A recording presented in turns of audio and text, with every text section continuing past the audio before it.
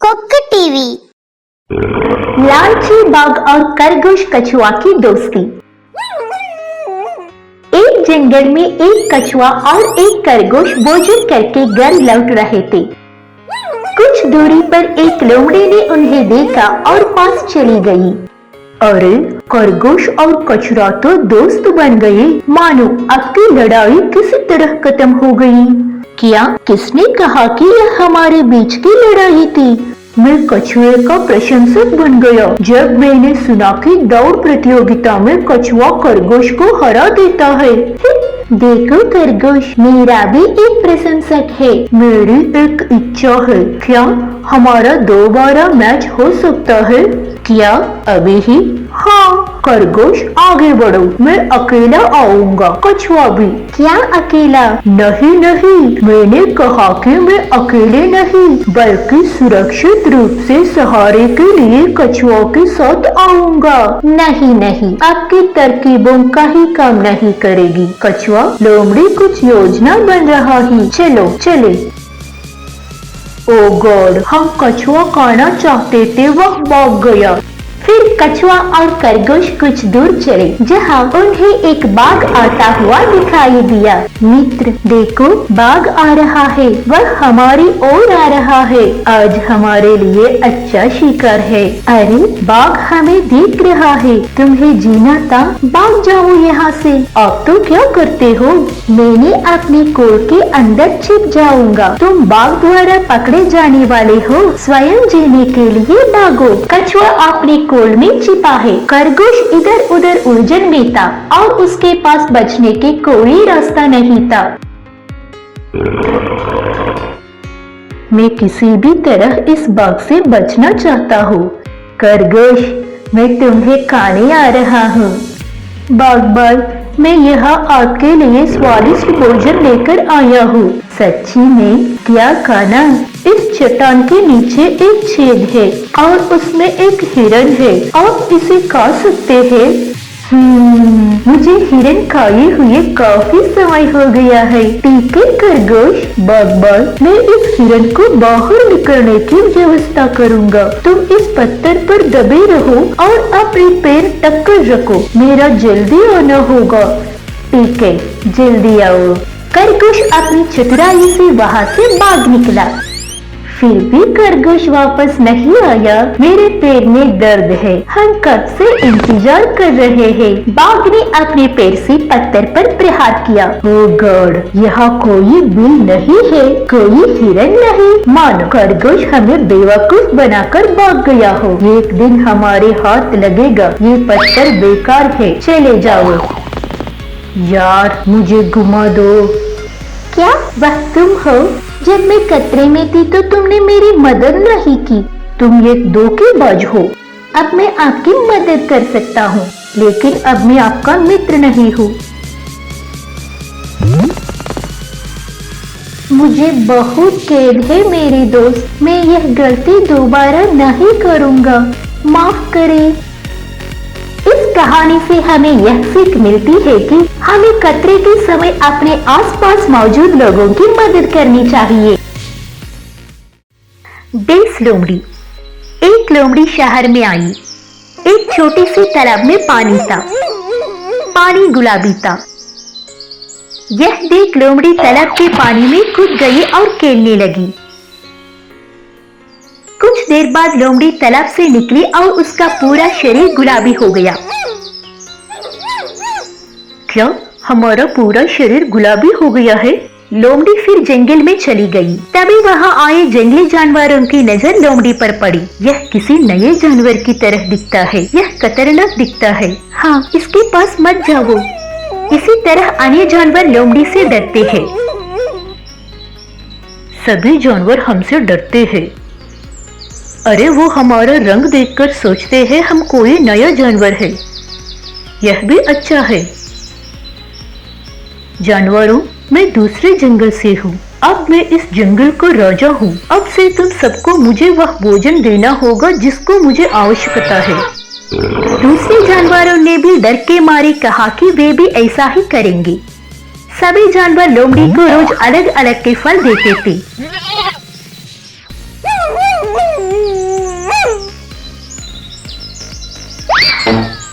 लोमड़ी भी बिना काम किए आराम से थी। हम सभी के लिए एक खेल प्रतियोगिता रख सकते हैं। ठीक, कौन सा खेल? इस तालाब में तैराकी प्रतियोगिता आयोजित की जा सकते हैं। 1, 2, 3। तैराकी प्रतियोगिता में लोमड़ी और अन्य जानवरों ने भाग लिया।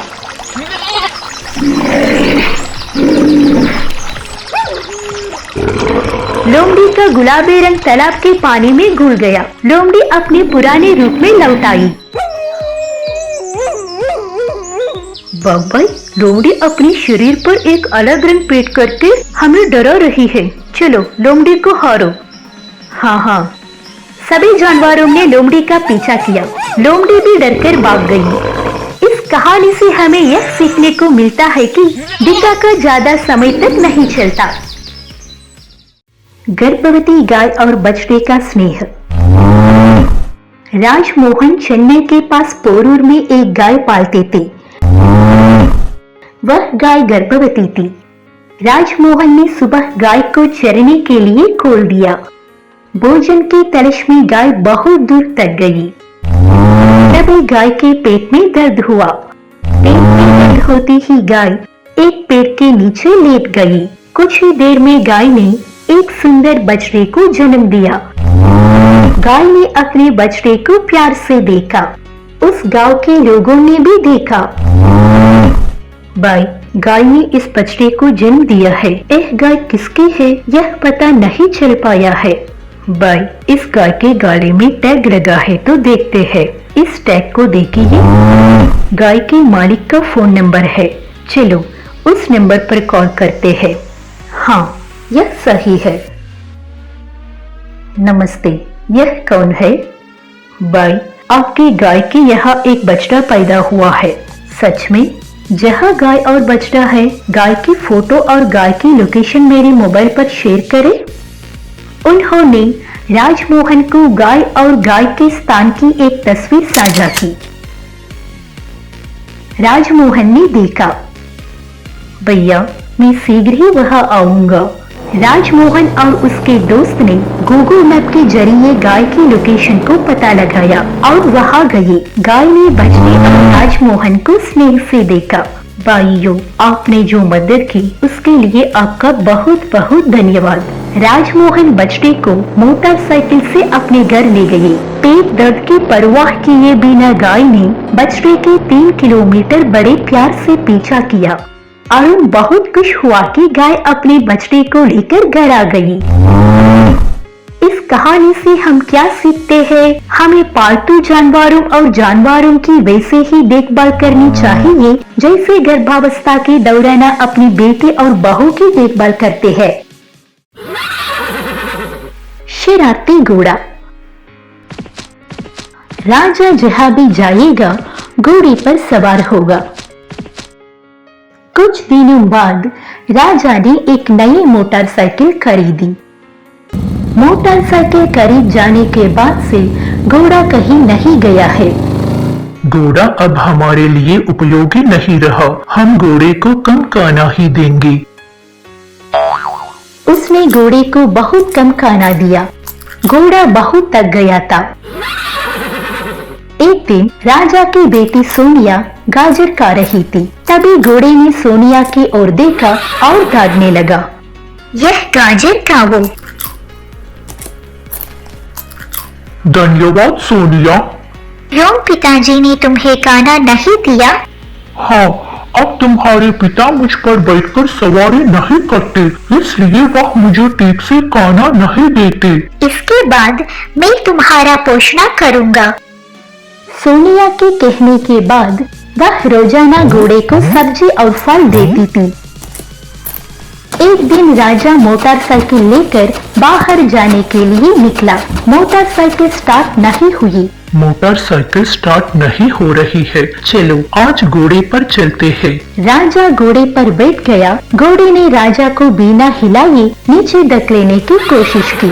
राजा ने घोड़े को वश में करने की कोशिश की, लेकिन राजा घोड़े को नियंत्रित नहीं कर पाया। राजा घोड़े से नीचे गिर गया। तभी सोनिया वहां आ गई। क्यों आपने पापा को लेने से मना कर दिया?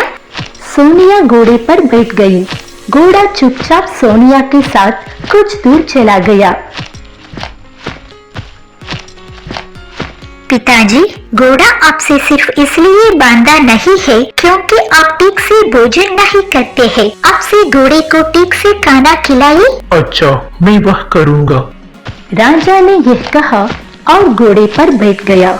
घोड़ा भी चुप हो गया। इस कहानी से हमें क्या सीख मिलती है? हमें हमेशा उन्हें ऐसे समय में भी खिलाना चाहिए जब जानवर हमारी मदद नहीं करते। एक चतुर तोता। रामापुर एक खूबसूरत गाँव था। जानू अपने घर में एक तोते के साथ पली बड़ी और उसने तोते से बात करना सीखा। दीदी दीदी, भैया भैया। जानू जानू, क्या चाहिए रोसी? मुझे एक सेब चाहिए। ए लो सेब। तोता सेब खाके छोटे झूले पर खेलने लगा। जानू अपने घर में गोने छोड़कर नहाने चली गई। तभी एक चोर घर के पास आया और उसने हार को खिड़की से देखा। अरे, इस घर में तो कोई भी नहीं है। चलो इस हार को चुरा लेते हैं। चोर हार लेकर भाग गया। रोजी ने ये देख लिया। चोर चोर! शोर सुनकर जानू वहां आ गई। क्या क्या क्या हुआ? चोर आपका हार चुराकर भाग रहा है। चलो उसे पकड़ते हैं। जानू और रोजी दोनों चोर की तलाश में निकल पड़े। चोर बहुत तेज दौड़ा और उन दोनों को चकमा दे दी। दोनों उदास होकर घर आ गए। मैं इस हार को पेड़ में छिपा देता हूँ। चोर ने हार को पेड़ में रख दिया। सुनिए, चोर ने मेरे हार चुरा लिया है। तुमने हार कहाँ रखी थी? मैंने उसे खिड़की के पास टेबल पर रखी थी। रोजी ने चिल्लाया कि वहाँ एक चोर था। तुमने तोते को पालकर अपना समय बर्बाद किया। कुत्ता पालते तो कम से कम चोर का पीछा तो सकता। जानू सोचो, तोता चोर को नहीं पकड़ सका। तोते को घर से बाहर निकल देना चाहिए। तू कहीं और चले जा, यहाँ वापस मत आना। जानू ने मुझे निकाल दिया। जिसने उसके गाने चुराना है, मुझे उसे ढूंढना पड़ेगा। तोता हर पेड़ में खाने की तलाश में निकला। तभी उसने जानू के गाने एक पेड़ में देखे। फिर वह चोर हार लेने वहां आया। अच्छा, तो चोर ने जानू का हार यही छिपाया है? हार लेने के लिए चोर पेड़ पर चढ़ गया। चढ़ते समय तोते ने चोर को काट लिया। काटे जाने के डर से चोर पेड़ पर नहीं चढ़ा और भाग गया। तोते ने हार को पकड़ा और वापस जानू की ओर उड़ गया।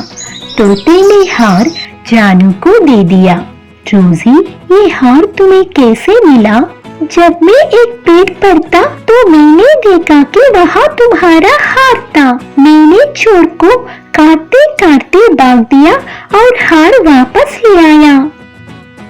मैंने तुम्हारी वफादारी जाने बिना तुम्हें बाहर निकल दिया। मुझे माफ कर दो रोजी। इस कहानी से हम ये सीख मिलती है कि हम जिन पालतू जानवरों को पालते हैं, वे न केवल हमें खुशी देते हैं बल्कि जरूरत पड़ने पर हमारी मदद भी करते हैं और उनकी छोटी छोटी गलतियों के लिए उनके अपने से दूर नहीं करना चाहिए। बैलगाड़ी वाला। चरण ने बैल को नहीं खरीदा बल्कि केवल एक बैल की गाड़ी रखी। चरण, तुम्हारे पास केवल एक गाड़ी है। अगर वहाँ बैल है और दूसरों बैलगाड़ी में बाहर जाना होगा, आप अच्छे पैसे कमा सकते हैं। सब ठीक है भाई, मैं खरीदूंगा। अगर हमारे पास बैल हैं तो हम बैलगाड़ी में लोगों को लाद कर शहर जा सकते हैं। हम जल्द ही 2 बैल खरीदेंगे। चरण शहर में बैल खरीदने गया था। उसने बैलों के साथ वहाँ एक व्यापारी को देखा। महोदय, क्या आप मुझे ये बैल बेच सकते हैं? जरूर, मैं तुम्हें दूंगा। चरण, जिसने बैल खरीदे थे, ने बैल को गाड़ी से बांध दिया। बैल गाड़ी से उसी जगह के आसपास आ गया। भाई, ये बैल उसी जगह के आसपास आ रहे हैं। लकड़ी पीसने की मशीन के साथ तेल बनाने की प्रक्रिया में जो बैल काम पर हैं, वे वही हैं जो एक जगह पर घूमते हैं। तुम इसे दे दो और दूसरा बैल खरीद लो। चरण ने बैल को व्यापारी को वापस दिया। महोदय, मुझे यह बैल नहीं चाहिए।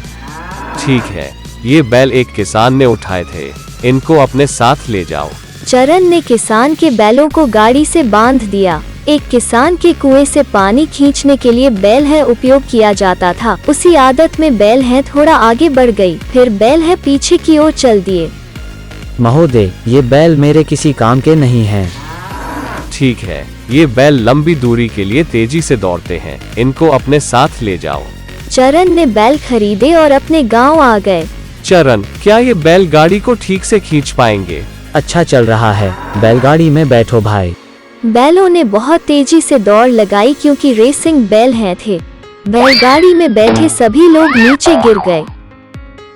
क्यों सभी बैल हमारे लिए उपयुक्त नहीं हैं? ठीक है, मैं इन बैलों को गाड़ी को इत्मीनान से खींचने के लिए प्रशिक्षित करूंगा। इस प्रकार चरण ने बैल को बेहतर तरीके से प्रशिक्षित करना जारी रखा। तब गांव के सभी लोग अपनी आवश्यकताओं के लिए सारण की बैलगाड़ी का उपयोग करते थे। चरण ने भी एक उच्च आय अर्जित की और खुशी से रहते थे। इस कहानी से हम जो सीखते हैं, इसका मतलब है कि अगर हम अपने प्रयास जारी रखते हैं तो हम निश्चित रूप से लाभ प्राप्त करेंगे।